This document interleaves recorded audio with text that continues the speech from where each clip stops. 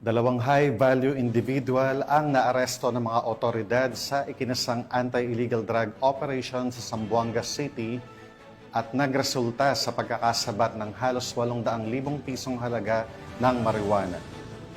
Ang matagumpay na operasyon ay resulta ng mas pinaigting na kampanya ng pambansang pulisya kontra iligal na droga. Alinsunod sa idinirekta ni Chief PNP Police General Nicolas Torre III na palakasin ang mga operasyon upang maputol ang distribusyon ng ipinagbabawal na gamot sa buong bansa. Ang report mula kay Patrolwoman Joyce Abiog.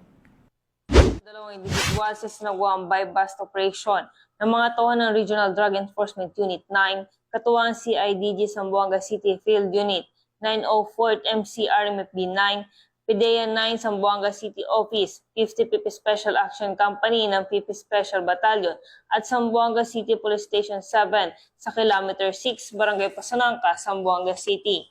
Ang matagumpay na operasyon ay nagresulta sa pagkakaresto ng dalawang suspect na kinilalang sina alias Lim, 19 na taong gulang, isang estudyante at residente ng San Jose Guso, Zamboanga City, at alias Arthur, 23 taong gulang, isang mekaniko at residente ng Luyahan, Zamboanga City. Nakumpiska mula sa mga suspect ang tinatayang 7 kilo ng hinihinalang marijuana na may kabuuang halaga ng humigit kumulang 840,000 pesos.